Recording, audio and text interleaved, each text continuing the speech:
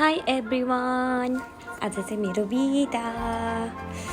मेरो आज कामको छुट्टी, त्यही भएर म आज जाँदैछु दाइसो चाहिँ मेरो घरबाट एकदम नजिक छ। मलाई केही सामान चाहियो भने म लिन गइहाल्छु, त्यही भएर म घरको लागि सामानहरू लिन गएको थिएँ। अहिले के ल्याए हेरौँ है त।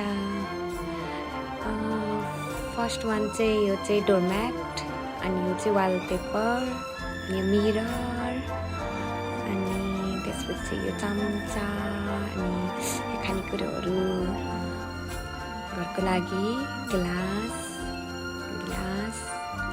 यो चाहिँ अचारहरू खाइरहन्छु नि त मैले, अनि त्यसको लागि तेलहरू, अनि क्लिप, किचन टावेल, सबै मैले चाहिने सामानहरू लिएर आएको थिएँ आज।